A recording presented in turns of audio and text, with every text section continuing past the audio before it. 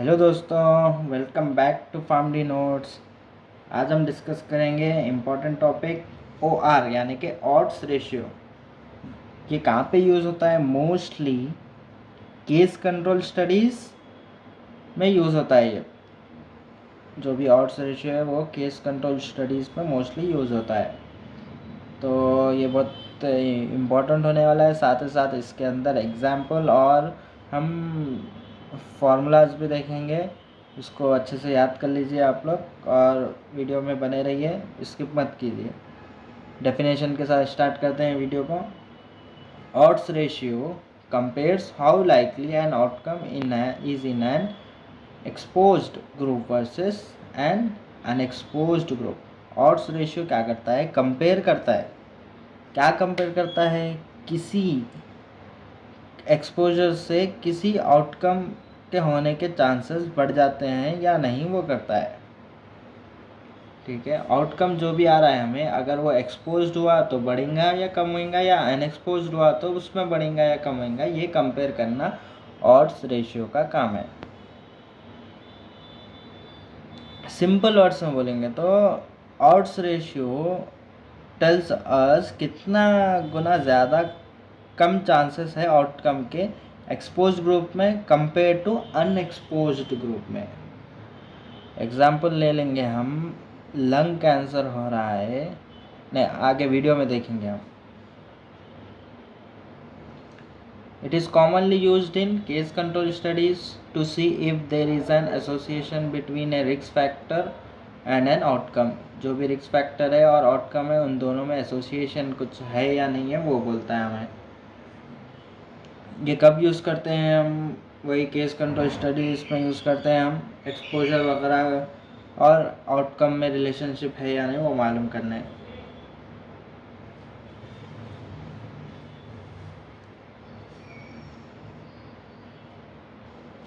Calculation के part पर आएंगे तो देखिए, एक 2x2 का टेबल बनाना पड़ेगा आपको। यहाँ पर लिखेंगे आउटकम प्रेजेंट है या नहीं है, यहाँ पर आउटकम एब्सेंट है या नहीं है। अगर आउटकम प्रेजेंट रहा तो यहाँ लिख देंगे, आउटकम एब्सेंट रहा तो यहाँ लिख देंगे। Exposed group, unexposed group. Exposed group कहाँ आएगा? ऊपर आएगा, अनएक्सपोज्ड ग्रुप नीचे आएगा। ए बी सी डी या नहीं तो नंबरिंग वगैरह दे लेंगे आप। यहाँ पर अब हम क्या है, जनरल वो लिख रहे हैं तो ऐसे ही लिख देंगे A B C D. Odds ratio का क्या रहेगा? Exposed group divided by unexposed group रहेगा। तो A divide by B whole divide by A C divide by D. इसको सिंप्लीफाई करने पर A D divide by B C हो जाएगा। एग्जाम्पल के साथ समझेंगे तो आपको आसानी रहेंगी। देखिए, सपोज करिए कि हम एक स्टडी करें स्मोकिंग और लंग कैंसर का रिलेशनशिप वगैरह मालूम करने के लिए एक स्टडी करें। ठीक है, उसमें क्या कर रहे हैं हम? हमारा सैम्पल साइज बोलिए, कुछ बोल लीजिए आप। 100 लंग कैंसर के पेशेंट्स को ले रहे हैं और 100 कंट्रोल यानी कि नो लंग कैंसर लेंगे आप। उसमें से क्या रहेंगे? 100 वालों में क्या रहेगा? देखिए, 80 स्मोकर्स रहे और 20 नॉन स्मोकर्स है। 80 स्मोकर्स रहेंगे और 20 नॉन स्मोकर। 100 लंग कैंसर के पेशेंट्स को लिए हम, जिसमें से 80 जो है स्मोकर्स थे और 20 नॉन स्मोकर्स थे। स्मोकर्स यानी क्या है? सिगरेट स्मोकिंग कर रहे, तो ये एक्सपोजर में आ जाएगा हमारा। ये एक हो गया। कंट्रोल ग्रुप पे देखेंगे अब हम, जो कि और एक 100 ग्रुप का था वो। उसमें क्या रहे? 30 जो है वो स्मोकर्स हैं और 70 जो है वो नॉन स्मोकर्स हैं। ठीक है, अब ये भी आ गया सब अपने पास। अब हम क्या करेंगे? ऐसा तो देखकर हम बोल दे सकते हैं कि स्मोकर्स को ज़्यादा चांस है कि लंग कैंसर होने के, ये तो ऑब्वियस की बात है। लेकिन हम क्या करेंगे, ये टेबल में डालकर ऑड्स रेशियो इसलिए बनाया गया, उसको साइंटिफिक तरीके से हम प्रूव कर सकें। ए बी सी डी यहाँ पर लिख दिया हम वैल्यूज़ स्मोकर्स। ठीक है, कितने आया था कंट्रोल? ये हमारा क्या था? 100 लिए थे हम पहली स्टडी में, 100 लिए थे, जिसमें 80 को लंग कैंसर हुआ था और 20 को भी लंग कैंसर हुआ था, लेकिन 80 जो थे स्मोकर्स थे, 20 जो थे नॉन स्मोकर्स थे। यहाँ पर 30 स्मोकर्स थे, 70 नॉन स्मोकर्स थे। हम लिख दिए यहाँ पर, टेबल में डाल दिए। चलिए टेबल में डालने के बाद हम उसको सिंप्लीफाई करेंगे। सिंप्लीफाई करने पर क्या आएगा हमें वैल्यू, ये देखिए 80 जाकर क्या होगा 70 से, ये एक ऐसा रहता देखिए A B divide by C D रहेगा, तो क्या रहेगा A into D C into B, ऐसा रह जाएगा।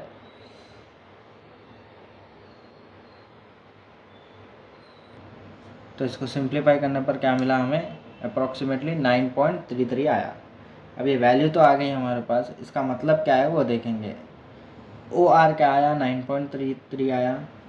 मतलब क्या है इसका, स्मोकर्स के लंग कैंसर होने के odds are approximate 9.3 times more when compare to non smokers. जो भी हमारे स्मोकर्स रहेंगे वो लोग को 9 टाइम्स, ठीक, 9 टाइम्स 9.3 टाइम्स ज़्यादा चांसेस है लंग कैंसर होने के when compare to non smokers. ये उसका है इंटरप्रिटेशन, वो था हमारा। अब इसके बाद देखेंगे हम, अगर वो 1 आई थी वैल्यू या मोर देन 1 या लेस देन 1 आएगी तो क्या होगा। अगर इक्वल टू 1 आएगी तो value no association, more than 1 आई तो high odds with exposure, less than 1 आएंगी तो प्रोटेक्टिव इफेक्ट बोलकर बताया जाएगा। एप्लीकेशन देखेंगे, एप्लीकेशन यानी ओ आर हम कहाँ पर यूज़ करते हैं, ऑड्स रेशियो हम कहाँ पर यूज़ करते हैं। फर्स्ट वाला हमारा है केस कंट्रोल स्टडीज़, यहाँ पर यूज़ करते हैं हम past exposure in cases versus control, उस पर हम यूज़ करते हैं। फिर और एक जगह कहाँ है, लॉजिस्टिक रिग्रेशन में हम यूज़ करते हैं। क्यों यूज़ करते हैं, to estimate the strength of association, कितना उन दोनों में एसोसिएशन है, उसकी स्ट्रेंथ कितनी है वो मालूम करने हम उसको यूज़ करते हैं। अब देखेंगे एडवांटेजेस और लिमिटेशंस।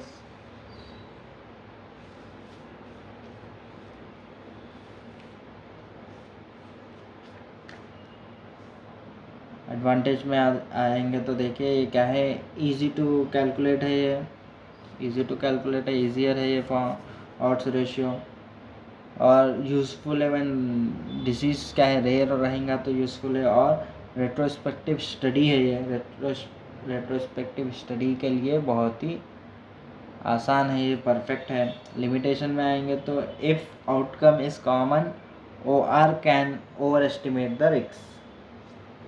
सेकेंड वाला हमारा it does not give absolute risk और इंसिडेंस। एब्सोल्यूट रिस्क क्या है हमने लास्ट टाइम में ही, लास्ट वीडियो में हम डिस्कस कर चुके हैं, वहाँ पर जाकर आप देख ले सकते हैं। तो एक फाइनल रिकैप कर लेंगे। ऑड्स रेशियो क्या था, एक सिंपल बट पावरफुल मेजर है जिससे हम देखते हैं कि कैसा एक्सपोजर से किसी आउटकम के चांसेस बढ़ जाते हैं। ये कहाँ पर यूज़ होता है, केस कंट्रोल स्टडीज़ में यूज़ होता है, इजी, और इसका कैलकुलेशन बहुत ही ईजी है। But remember O R is not equal to risk always, specially when outcome is common. तो दोस्तों यही तक ही हमारा साथ रहेगा इस वीडियो में, फिर मिलते हैं नेक्स्ट वीडियो में। अगर ये वीडियो का एक्सप्लेनेशन आपको समझ में आया तो लाइक करें, शेयर करिए, और पहली बार है तो इस चैनल पर सब्सक्राइब ज़रूर करिएगा।